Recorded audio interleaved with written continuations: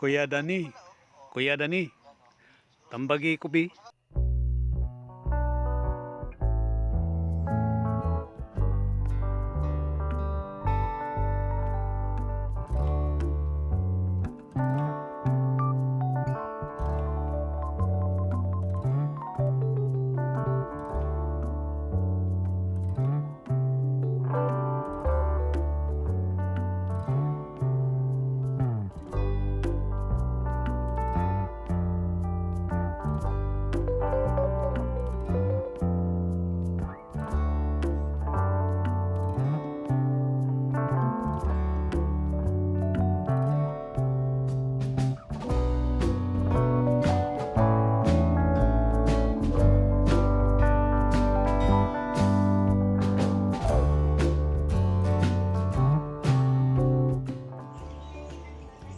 Kuya Dani, tawagan ko sa ngalan nga Iping, 32 anyos, taga Mulabi, Zamboanga.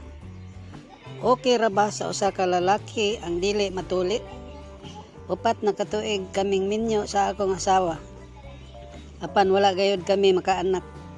Dili kaha kini mao ang hinungdan? Palihog tambagi ko. Iping.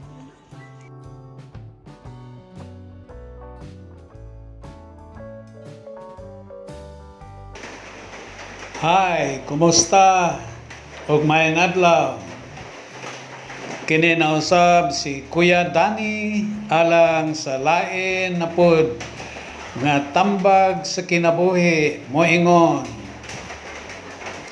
Ang taong way problema aw nipahulay na. Salamat sa imong sulat Iping o shout out diha sa Mulabi, Zamboanga. Kanimo og sa imong asawa. Una sa tanan, ang wala nimo pagpatuli, dili ka na maoy hinungdan sa wala ninyo pagkabaton og anak.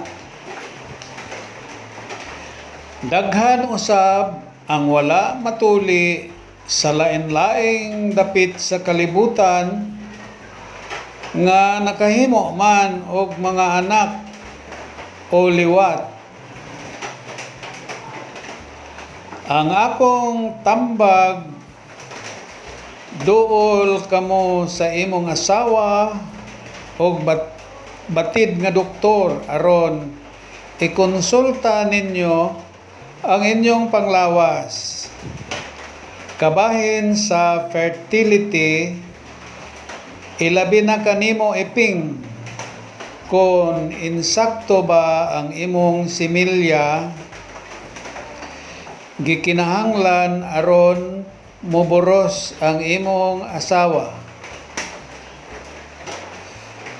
Sa laing bahin, ang wala nimo pagpatuli, sigon sa mga eksperto, aduna kanay kalambigitan sa personal hygiene o pagpanglimpyo sa imong kinatawo matag karon og unya. Aron dili kini makahatag og balatian sexual sa imong asawa. Sa matag higayon nga kamo magbuhat sa lawasnong obligasyon isip managtiayon.